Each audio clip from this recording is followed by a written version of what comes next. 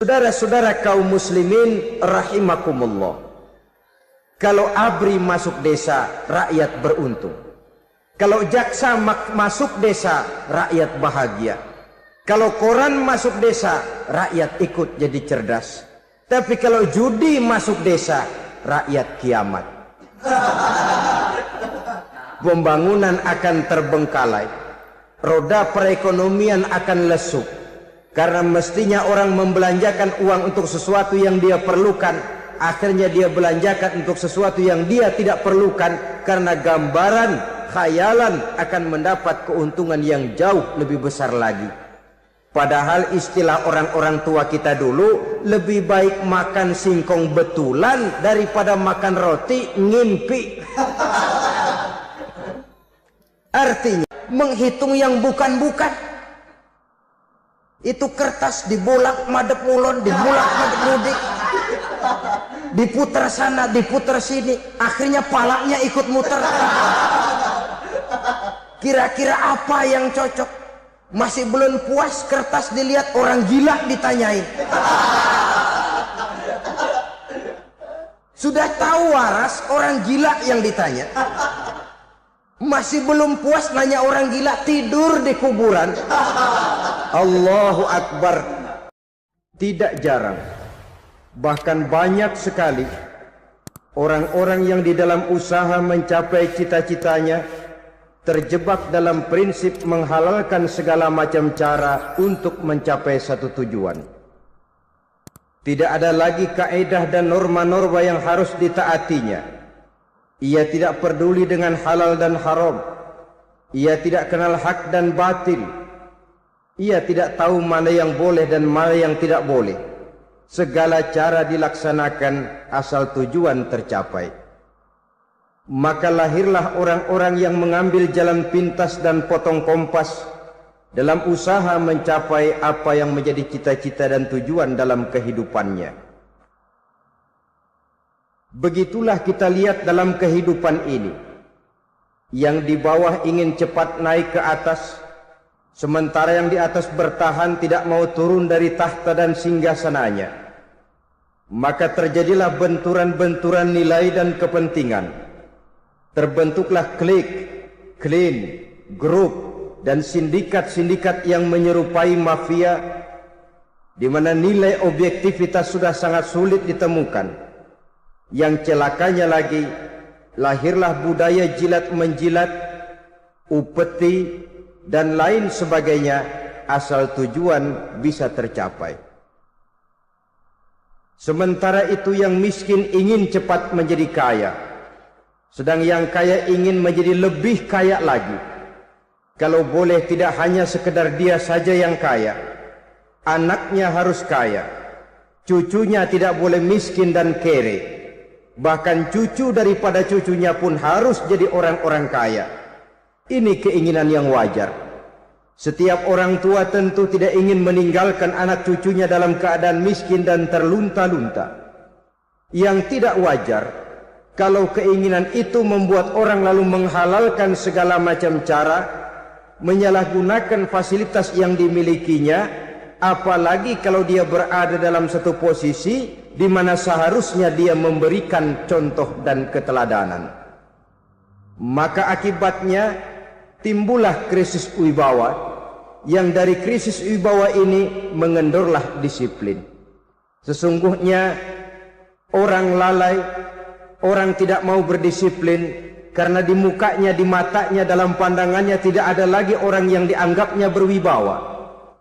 Dan wibawa itu hilang oleh karena orang merasa tidak ada keteladanan yang patut dijadikan contoh dalam kehidupannya. Inilah sesuatu yang kurang dirasakan di zaman kita sekarang ini. Bukan kurangnya teori, bukan kurangnya segala macam kaedah dan dalil, tetapi yang kita rasakan sekarang ini kurangnya contoh dan keteladanan dari orang-orang yang seharusnya memberikan contoh dan keteladanan itu.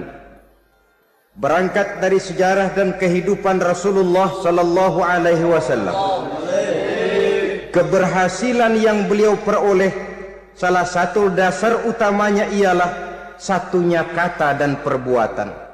Tidak bermental ganda, tidak bermain minyak di atas air, tidak menggunting dalam lipatan. Lidahnya adalah hatinya, ucapannya adalah perbuatannya, dan apa yang beliau ajarkan kepada orang lain, beliaulah pelaksana pertamanya.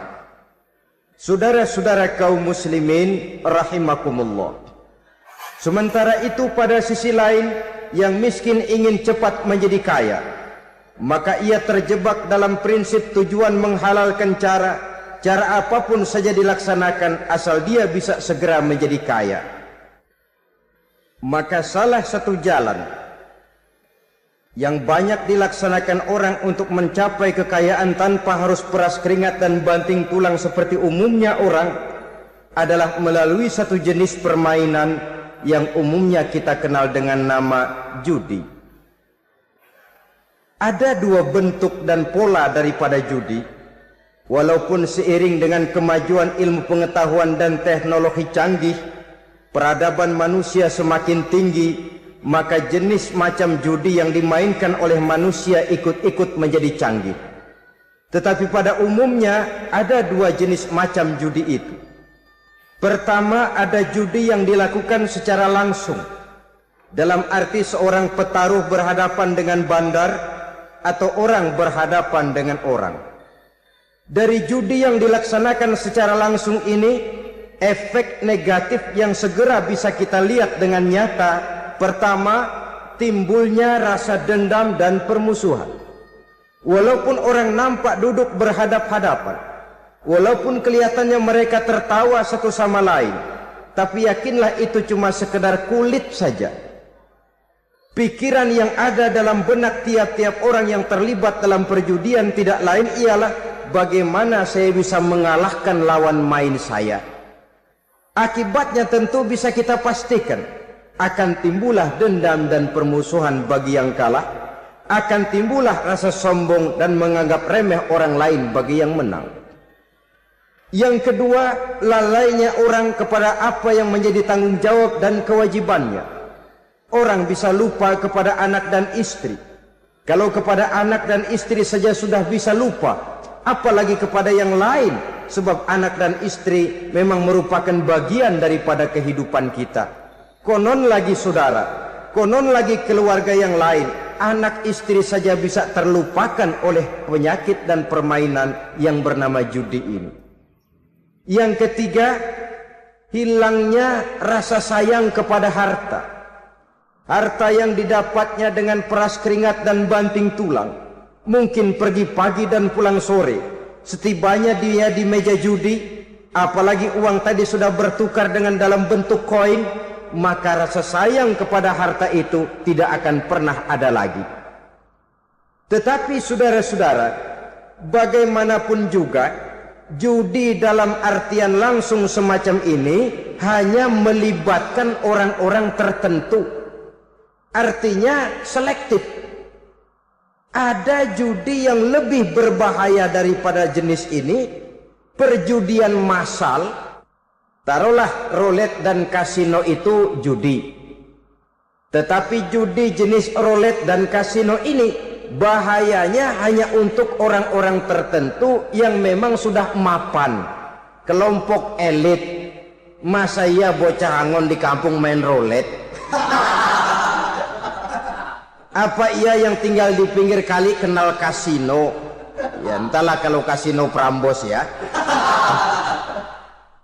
Dari judi massal semacam ini lahirlah penyakit yang dinamakan tulul amal. Tulul amal, orang yang terlalu panjang angan-angan. Bukan tidak boleh orang bercita-cita, sebab cita-cita itu perlu. Katanya manusia tidak makan masih bisa hidup 1 bulan lebih. Manusia tidak minum masih bisa hidup 3 hari lebih.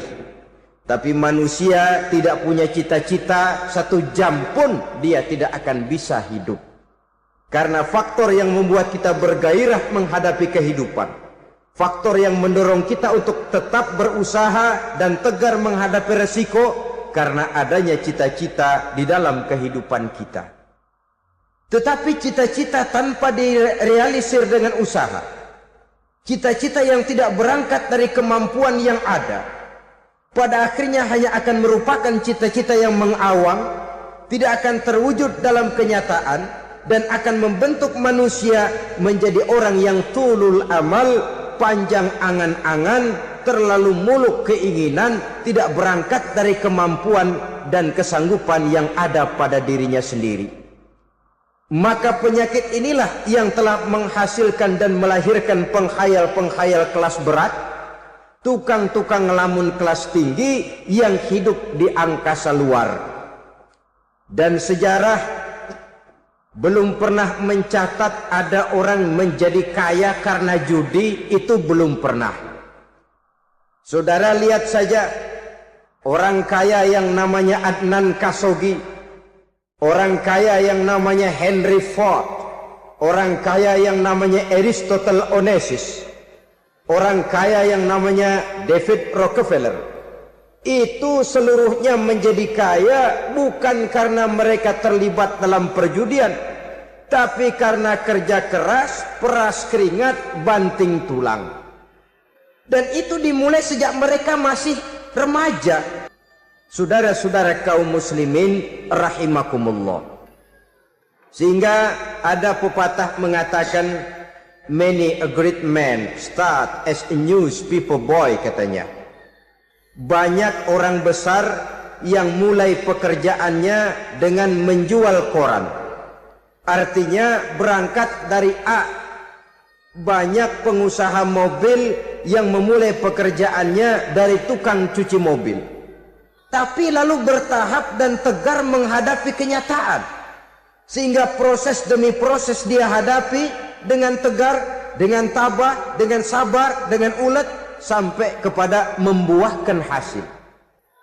Kita ingin pintas, kayaknya mau, usahanya tidak mau, senangnya mau, peras keringatnya tidak mau. Ini tentunya akan melahirkan kontradiksi di dalam kehidupan. Maka dari jenis perjudian massal semacam ini lahirlah penyakit tulul amal, panjang angan-angan, terlalu muluk cita-cita. Bayangkan saja kalau ini terjadi secara massal, menimpa nasib rakyat kita di pedesaan yang jauh dari keramaian. Tiap hari mereka didinabobokkan oleh gambaran tentang akan diperolehnya uang dalam jumlah yang banyak dengan angka nol yang berentet. Tiap hari mereka melihat angka-angka itu. Mereka lambat laun akan terseret dalam arus tulul amal ini. Panjang angan-angan, muluk cita-cita, hanya dengan mengandalkan meja perjudian. Akibatnya timbul penyakit yang kedua, yang ketiga, yaitu malas berusaha. Orang kalau sudah terlalu asik berkhayal, menghitung bintang di langit, malas berusaha. Kalau ada temannya kerja jadi buruh kasar, bawa hasil yang merupakan jerih payah dan peras keringat dia, satu minggu bergaji 10-15 ribu, diketawain. Apaan gaji lu 10 ribu, 15 ribu? Entar gua nih kalau ketembus 100 juta, entar. Yang 10 ribu dan 15 ribu keringat orang itu dihina, itu dicela. Tetapi dia selalu menghitung, entar nih gua. Entarnya wallahu a'lam. Saudara hadirin yang saya muliakan, timbullah sikap malas. Padahal di tengah negara sedang membangun di berbagai bidang kehidupan. Maka sifat malas ini merupakan musuh kita. Baik mengejar kemiskinan, baik mengejar kebodohan dan keterbelakangan kita di sektor-sektor lainnya. Alangkah akan terganggunya roda pembangunan di negara kita ini jikalau sebagian besar rakyat dihinggapi oleh penyakit malas, yang malas ini dilatar belakangi oleh penyakit tulul amal, terlalu muluk angan-angan, yang angan-angan ini dininabobokan oleh keinginan untuk mendapatkan untung yang besar tanpa peras keringat dan banting tulang.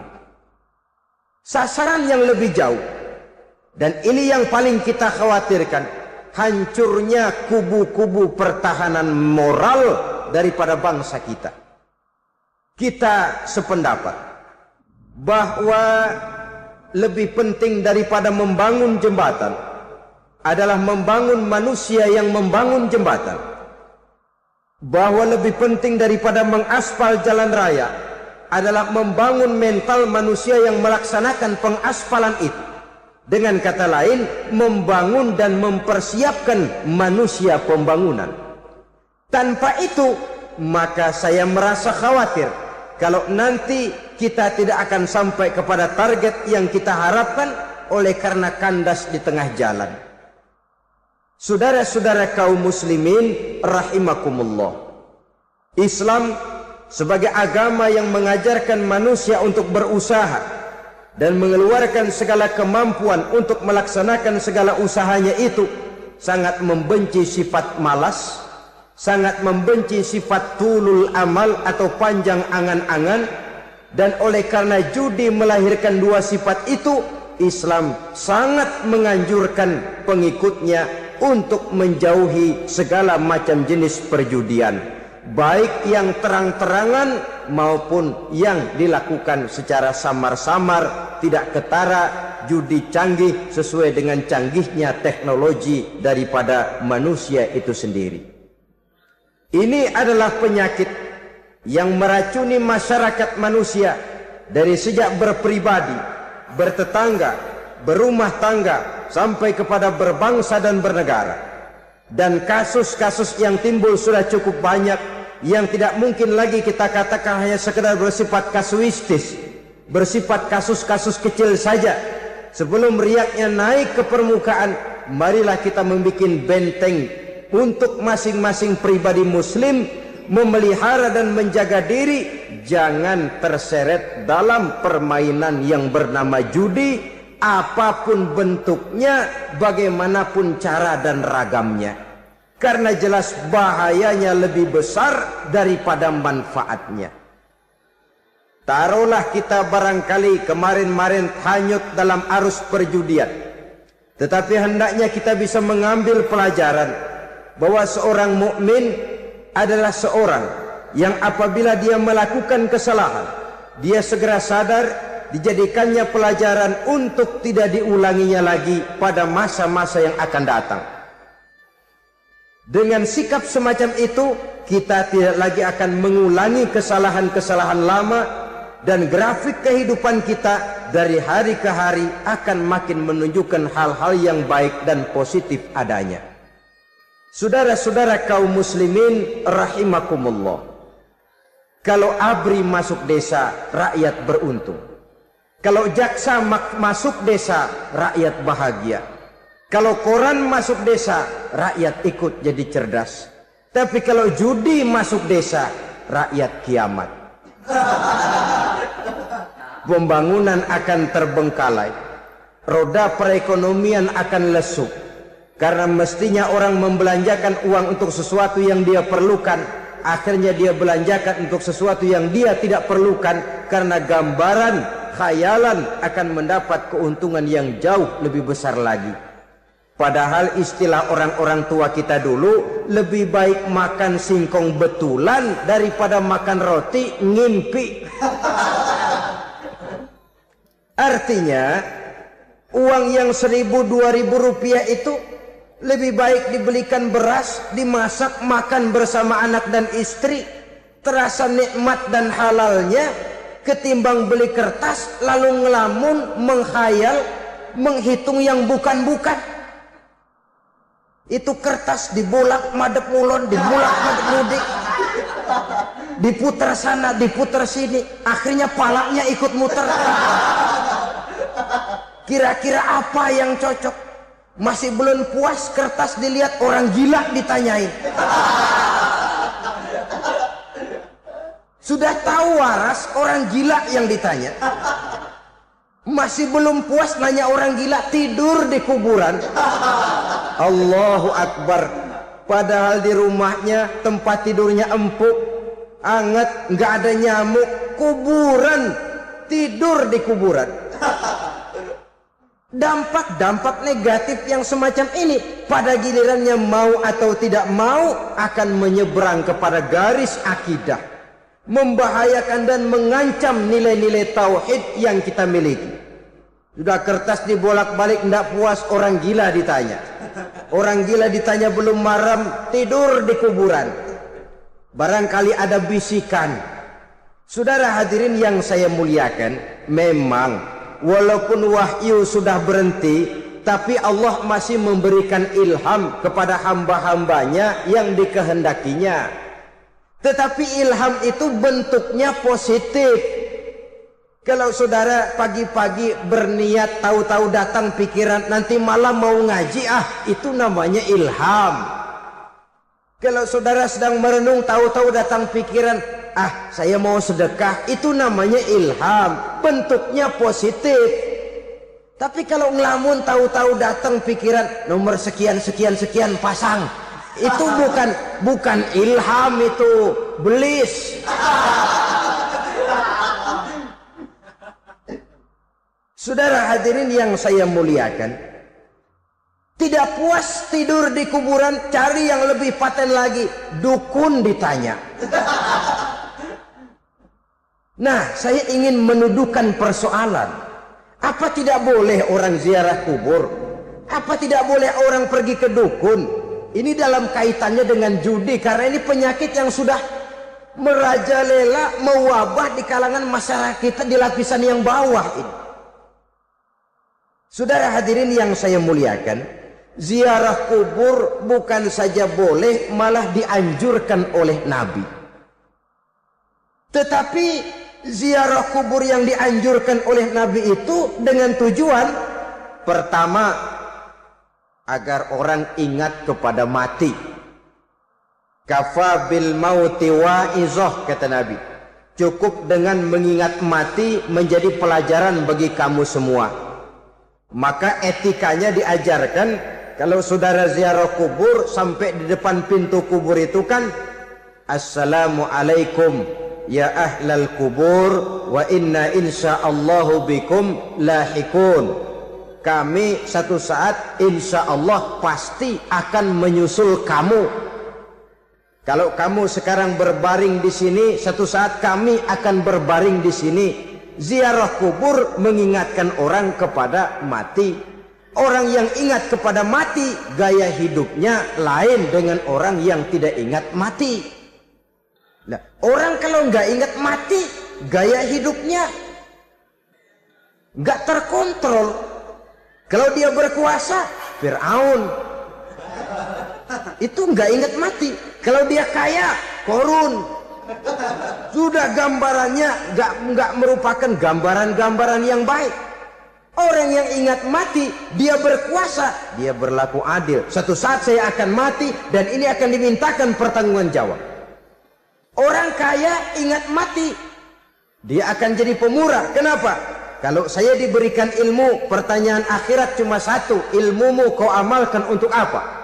Kalau saya diberikan umur panjang, pertanyaan akhirat cuma satu, umurmu kau habiskan di mana? Tapi jikalau saya diberikan harta, pertanyaan akhirat ada dua, hartamu kau dapat dari mana, kau belanjakan kemana? Depannya ditanya, belakangnya ditanya, dapat dari mana, dibelanjain kemana? Sebab dua-duanya berkaitan dengan kegiatan. Kadang-kadang dapatnya dari jalan yang baik, tapi keluarnya ke tempat yang tidak baik, itu pun tidak betul. Atau dapatnya dari yang tidak baik, tapi dibelanjakan untuk yang baik, itu pun tidak bisa diterima. Oleh karenanya, dengan mengingat mati, gaya hidup seseorang jadi terkontrol karenanya. Yang kedua, dianjurkan kita untuk berziarah kubur itu mendoakan orang-orang yang sudah meninggal. Mal mayyitu fi qabrihi illa kal gharikil mutaghawis, kata Nabi. Orang yang sudah meninggal itu di alam barzakhnya adalah seperti orang yang tenggelam di lautan, menunggu doa dari keluarganya yang masih hidup. Apakah itu anaknya, kemenakannya, cucunya, dan lain sebagainya. Adapun yang kalau kita ziarahi itu kuburnya orang-orang yang kita tahu merupakan orang soleh, orang yang berjiwa bersih, yang kita kenal ketakwaannya kepada Allah Subhanahu wa taala, tidak ada salahnya kita bertabarruk, asal jangan dengan satu keyakinan bahwa dia secara mandiri bisa mendoakan kita.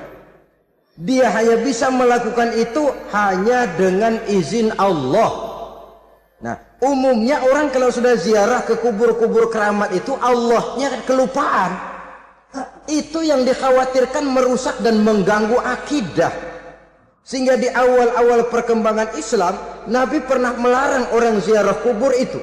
Ini bisa kita simak dari hadis, kuntu nahaitukum an ziyaratil qabri fazuruha. Dahulu aku pernah melarang kamu untuk ziarah kubur. Adapun sekarang kalau mau ziarah, ziarahlah kamu. Kata-kata dulu aku pernah melarang kamu itu menggambarkan bahwa pada permulaan perkembangan Islam, nilai keimanan para sahabat masih rapuh, masih lemah, masih memerlukan pembinaan. Sehingga kalau mereka sering ke kubur, dikhawatirkan mereka minta kepada kubur. Nah, tetapi tatkala nilai keimanannya sudah mapan, sudah kuat, kata Rasul, fazuruha. Adapun sekarang kalau mau pergi berziarah, ziarahlah kamu. Saudara hadirin yang saya muliakan, jadi jangan melupakan Allah. Saya bisa saja berkata, kalau saya misalnya pakai cincin, lalu saya bilang, saya sejak pakai cincin ini, jangan anak gadis, nenek-nenek ngelihat saya lemes. Atau sejak pakai cincin ini, dagangan laris bener. Cincin itu yang menggelincirkan akidah. Untuk tidak tergelincir, orang harus tidak melupakan Allah. Dia bisa berkata, alhamdulillah, Allah memberikan keistimewaan kepada batu cincin saya. Batu cincinnya tidak apa-apa, Allah yang memberikan keistimewaan. Ini dalam bentuk yang langsung. Dalam bentuk yang tidak langsung kita bisa lihat, misalnya kalau petani ditanya, oh ini bisa panen besar ini rahasianya apa? Pak, oh pupuk urea, pupuk urea. Nah, Allah nomor 16. Seorang petani yang baik keimanannya, dia akan berkata, kami bisa panen besar karena izin Allah. Lah kalau pupuknya mah pakai pupuk urea, izin Allahnya dulu, baru kemudian pupuknya nyusul. Jadi sebenarnya bukan cuma pergi ke dukun yang bisa merusak keimanan, pergi ke dokter juga bisa loh merusak keimanan. Kalau berkeyakinan bahwa dokter itulah yang memberikan sembuh, kenapa akidah saudara tidak tergelincir karenanya? Dokter hanya memberikan obat dan resep, sembuh itu datangnya dari Allah. Ini yang diungkapkan lewat lisan Nabi Ibrahim alaihissalam, wa idza maridtu fahuwa yashfini. Apabila aku sakit, dialah Allah yang memberikan sembuh. Memberikan sembuh. Jangan juga menyalahartikan ayat ini. Ada ayat begini sakit terus nekat. Udah nggak usah berobat dah, memang penyakit dari Tuhan. Ntar waktunya baik ya baik ya. Udah ampeg terus dah. Orang yang berobat saja belum tentu sembuh, apalagi yang tidak berobat. Sama juga orang nggak sembahyang kita ajakin ngotot, lo juga yang sembahyang belum tentu masuk surga katanya. Lah yang sembahyang belum tentu masuk surga, bagaimana congoran lo yang nggak sembahyang?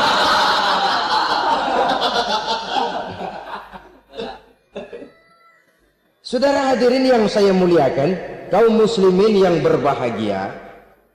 Jadi dengan demikian, maka jangan menghilangkan Allah.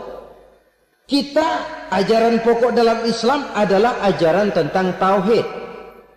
Nah, tauhid ini menyangkut mengesahkan Allah, baik di dalam zatnya, baik di dalam sifatnya, baik di dalam perbuatannya, baik di dalam beribadah kepadanya. Tauhid dalam ibadah itu ada. Tauhid dalam zat artinya zat Allah itu tidak tersusun, tidak terdiri dari bagian-bagian yang bisa dipecah-pecah.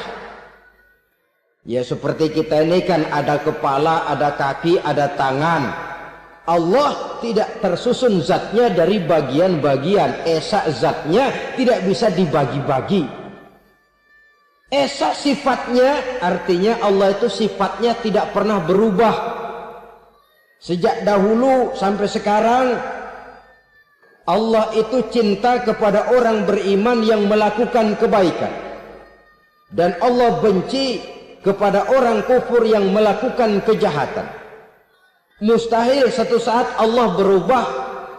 Orang kufur yang berbuat kejahatan didemenin, orang mukmin yang berbuat kebaikan dikeselin. Misalnya tahun 2000 Tuhan giliran jengkel sama orang mukmin. Itu mustahil. Dia esa di dalam sifatnya. Lain dengan sifat kita manusia. Sifat kita ini kan relatif. Ada saatnya kita senang, lain saat yang kita senang betul kita caci maki. Hari ini kita caci maki, besok kita puji. Lihat teman kaya, habis kita omongin. Boleh jadi dia kaya, kenapa? Dukunnya 36. Nah. Begitu kita habis caci maki begitu, dia datang ngasih duit sama kita. Cacian itu bisa berubah menjadi pujian. Lu ya emang bukan main dah. Sifat kita itu relatif, bisa terpengaruh oleh situasi dan kondisi. Saudara hadirin yang saya hormati, kaum muslimin yang berbahagia, Allah juga esa di dalam perbuatannya. Artinya di dalam menciptakan apapun yang akan diciptakan oleh Allah, di dalam melakukan apapun yang akan dilakukan oleh Allah, tidak terikat kepada faktor lain, tidak memerlukan bantuan lain. Dia adalah mutlak. Nah, kemudian kita mengesahkan Allah dalam zatnya, mengesahkan Allah dalam sifatnya, mengesahkan Allah dalam perbuatannya. Belum tentu berarti kita mengesahkan Allah dalam ibadahnya.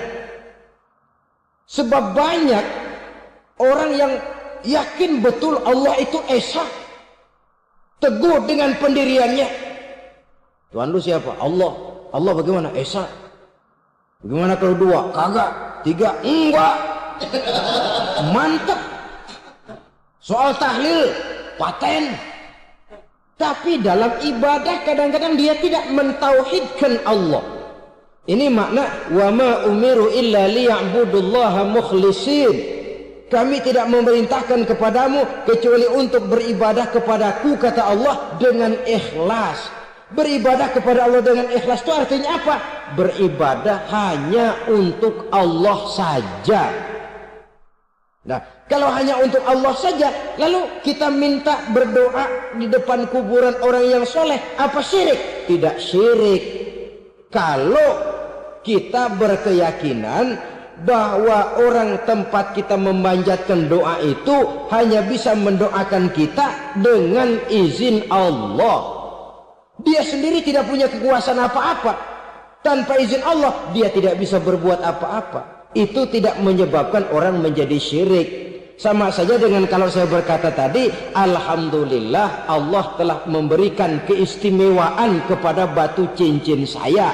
Apa salahnya Allah memberikan keistimewaan kepada benda-benda mati? Allah memberikan keistimewaan kepada Hajar Aswad, benda mati. Allah memberikan keistimewaan kepada Masjidil Haram, benda mati. Allah memberikan keistimewaan kepada Ka'bah, benda mati. Orang tawaf keliling Ka'bah, sembahyang di Masjidil Haram, sujud menghadap kepada Ka'bah. Apakah jadi syirik? Tidak. Kita tidak menyembah Ka'bahnya, kita menyembah yang punya Ka'bah itu.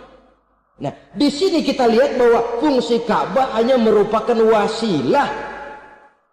Tapi kalau Allahnya kita hilangkan, jadilah kita penyembah batu. Hanya saja batu itu berbentuk 4 bernama Ka'bah.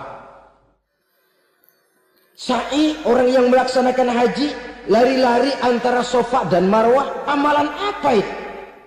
Seakan-akan kita menghormati bukit-bukit, gunung-gunung.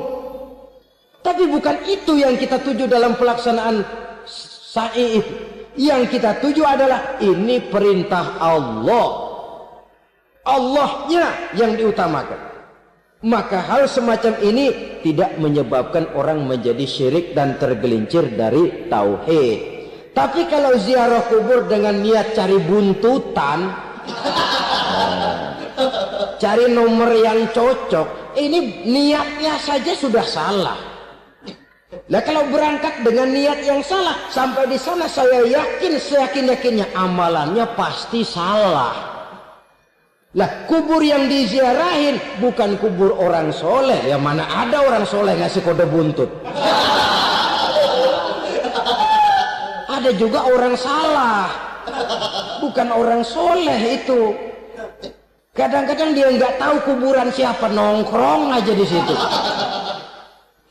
Memang sulit, saudara-saudara. Mental ya, namanya mental. Kalau memang mental sudah mental judi, apa saja bisa dijudiin. Jadi orang nggak perlu sebenarnya pemerintah terlalu gini, nggak usah. Kembali saja kepada mental. Kalau mental memang sudah mental judi, apaan aja bisa dijudiin. Pulang tengah malam nabrak babi, babi yang keluar nih.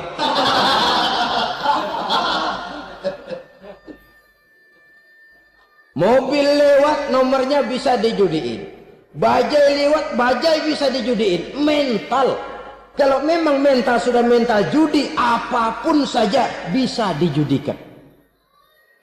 Saudara hadirin yang saya muliakan, lalu bagaimana dengan dukun? Ya, saudara hadirin, pergi ke dukun hakikatnya sama dengan pergi ke dokter. Orang berusaha melaksanakan yang namanya syariat, hakikatnya kembalikan kepada Allah. Syariatnya kita laksanakan. Tetapi, nah ini tetapi, yang pertama saudara harus tahu betul dukunnya itu bayang apa enggak, agamanya kuat apa enggak. Sebab ya tentu tidak ada dukun yang jelek, karena pada umumnya penyakit dukun itu kan nyohor, iklan lewat koleha-kolehanya. Kita bisul kecil datang, kata dukun, ini si kecil kemarin bisul kayak kelapa 5 menit baik. 5 menit padahal kemarin kagak ada yang datang. Diolah sedemikian rupa supaya orang mantap. Jadi jangan asal sembarangan. Kadang-kadang lihat potongan dukunnya aja kita ngeri. Mukanya sudah kremot, nggak pernah tersentuh air wudhu. Jangankan air wudhu, mandi aja jarang. Yang kayak begini yang dipegang mati-matian, yang dipercayai habis-habisan, akan kita kemanakan tauhid kita ini? Apalagi kalau perginya sudah dengan niat mencari nomor yang jitu. Itu saya katakan lagi tadi, berangkat saja sudah dengan niat yang salah. Orang berusaha silahkan. Sama juga kita ke dokter. Oleh dokter kan setelah diperiksa penyakit kita, lalu dianalisa, oh ini penyakitnya ini. Kemudian diberikan obat. Lah, obat itu kan tentu ada aturan minumnya tuh. Yang kapsul ini sehari 3 kali, yang tablet ini sehari 2 kali. Kalau kita minumnya kelebihan, overdosis namanya. Saking pengen cepet baik, sekali minum 10 tablet. Ya memang nggak sakit-sakit lagi, tapi nggak hidup sudah. Habis. Kita pun dalam melaksanakan amalan hidup beragama begitu. Sudah datang kepada kiai, orang-orang soleh, meminta amalan, wiridan, itu jangan sampai overdosis. Tidak sesuai dengan kemampuan pribadi. Wong masih SD sudah minta matematika kelas SMP, celeng. Baru SMP sudah minta diajarkan filsafat kelas perguruan tinggi. Semaput. Kenapa? Daya tampungnya nggak kuat. Emang ukuran secangkir, minta di sini seember, ya luber. Lebihnya nggak cukup. Kenapa? Yang diberikan, yang diamalkan tidak sesuai dengan makomnya, tidak sesuai dengan kemampuan yang ada pada dirinya. Saudara hadirin yang saya muliakan, akhirnya apa? Mencelakakan dirinya sendiri. Ngawur. Baru sembahyang seminggu udah ngaku ketemu malaikat. Oh, sembahyang ditemenin malaikat. Lah sembahyang baru seminggu mulai. Tuh malaikat iseng amat. Ya walaupun kalau Allah izinkan tidak mustahil, tapi kan tidak logik. Orang yang melaksanakan ibadah puluhan tahun memerlukan riyadhah dan latihan, khusyuk dan tawadhu, penuh tazallul, merendahkan diri di hadapan Allah, belum tentu mendapat karunia yang semacam itu. Saudara hadirin yang saya muliakan, jadi dengan kata lain, yang pertama, lihatlah dulu kualitas dukun yang akan saudara datangi itu. Ini kualitas black apa kualitas white, aspal apa cat putih, sehingga jangan sampai kita salah pilih. Sebab biasanya orang kalau sudah hanyut di kali, rumput pun dia pegangin. Dia tahu kalau rumput tidak akan bisa menahan bobot badannya, tapi karena posisinya posisi terjepit, rumput pun dia pegang. Ini satu gambaran psikologis betapa orang dalam keadaan panik, kepepet, kejepit, yang tidak mestinya dipegang pun akan dipegangnya juga.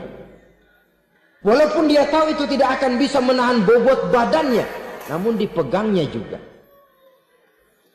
Oleh karenanya, yang pertama, lihat dulu kualitas dukunnya.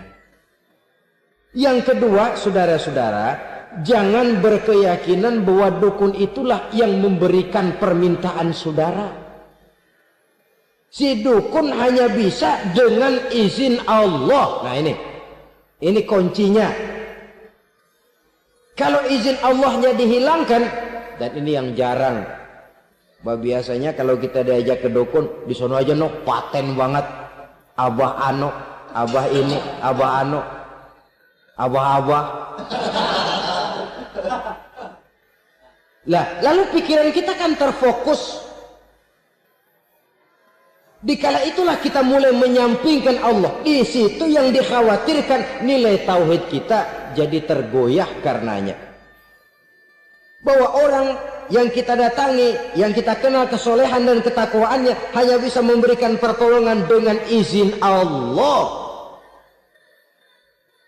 Dengan izin Allah dia doakan kita dan doanya kabul. Dengan izin Allah dia penuhi hajat kita dan hajat kita jadi terlaksana, jadi kenyataan dengan izin Allah. Sebab Allah itu memberikan keistimewaan. Ada waktu istimewa, ada tempat istimewa, ada jam istimewa. Kenapa sih sedekah hari Jumat dengan sedekah hari Kamis pahalanya kok lebih besar hari Jumat? Karena itu waktu istimewa. Kenapa untuk sembahyang sunnah dianjurkan sepertiga malam yang terakhir? Karena itu waktu istimewa. Kenapa doa di Multazam, di dekat Hajar Aswad, di Hijr Ismail, di Raudhah dikabulkan Allah? Karena itu tempat istimewa. Memang kadang-kadang ada orang berkata, kalau mau berdoa kenapa mesti di kuburan wali? Di rumah juga berdoa, Tuhan dengar. Betul, Tuhan dengar, bahkan tidak berdoa pun Allah tahu isi hati kita. Tapi soal dikabulkan atau tidak, itu hak Allah. Dan Allah memberikan fasilitas kepada tempat-tempat tertentu dan istimewa. Dan itu diajarkan oleh Nabi. Di Raudhah perbanyak doa. Kenapa? Itu tempat yang mustajabah. Artinya Allah memberikan keistimewaan kepada tempat-tempat tertentu. Dalam konteksnya dengan ini, makom para aulia, para wali, para ulama soleh, tidak ada salahnya kita berdoa di sana, bertawassul, bukan meminta kepada si kiai. bukan meminta kepada si ulama, bukan meminta kepada si wali, meminta kepada Allah melalui tempat yang orangnya kita yakin dekat dengan Allah. Walaupun Allah tidak memerlukan perantara, itu jelas. Allah tidak memerlukan calo, memang. Tapi Allah menyediakan waktu dan tempat-tempat istimewa, itu harus kita manfaatkan untuk mendekatkan diri dan berdoa kepadanya. Saudara-saudara kaum muslimin rahimakumullah. Saya kembali dalam konteksnya dengan dukun yang akhir-akhir ini jadi populer karena merajalelanya judi sampai kepada desa-desa, pedesaan-pedesaan terpencil, yang akibatnya menjauhkan orang dari nilai tauhid. Padahal benar kalau orang berkata kadzabal munajjimun walau sodaku, tukang-tukang ramal itu bohong walaupun benar. Kalaupun betul, kebetulan. Itu maksudnya bohong walaupun betul. Betulnya betul kebetulan. Maka para remaja itu biasanya gemar kepada membaca bintang Anda minggu ini. Kan begitu toh? Nah, apa Aries, apa Virgo, apa Leo dan sebagainya. Dan itu memang menarik untuk dibaca. Rezeki sebelah kulon. Asmara anget. Saudara hadirin, hal yang semacam ini boleh saja untuk dibaca, tapi tidak untuk diyakini kebenarannya. Boleh saja untuk dibaca, tapi tidak untuk diyakini kebenarannya. Karena meyakini kebenarannya sama saja dengan mendahului Allah. Dan itu bisa menggelincirkan nilai-nilai tauhid kita. Tauhid dalam ibadah saya katakan tadi, menyembah hanya kepada Allah, bermohon hanya kepada Allah dengan menggunakan fasilitas-fasilitas yang disediakan oleh Allah, baik berupa waktu maupun tempat-tempat tertentu. Dan orang-orang, ya, kalau waktu dan tempat saja ada yang diberikan keistimewaan oleh Allah, padahal tempat itu benda mati, apalagi manusia yang merupakan makhluk hidup. Saudara hadirin yang saya muliakan, saudara-saudara kaum muslimin yang berbahagia, sehingga dengan demikian kita tetap menjaga nilai-nilai akidah. Dan dengan ini syariat kita laksanakan tanpa membuang hakikat. Sebab hakikat tanpa syariat itu kosong. Syariat tanpa hakikat juga tidak ada tujuan. Yang penting hati bersih, nggak sembahyang nggak apa-apa. Mana bisa begitu, Mas? Kalau memang hati bersih nggak usah sembahyang nggak apa-apa. Nabi Muhammad dulu berhenti dong sembahyang. Sebab beliau orang yang hatinya paling bersih. Nah, orang yang hatinya paling bersih saja sembahyang yang nggak berhenti, masa kita lalu mau berhenti? Yang penting kan kita bisa dekat dengan Allah melalui perasaan. Banyak-banyak ingat. Apa itu sembahyang? Macam-macam. Itu hakikat saja tanpa syariat, ia tidak bisa. Syariat saja tanpa hakikat juga gerak lahir yang tanpa roh namanya. Kita melakukan sholat tapi kita tidak tahu untuk apa kita sholat dan kenapa kita sholat dan siapa yang kita sembah di dalam kita sholat.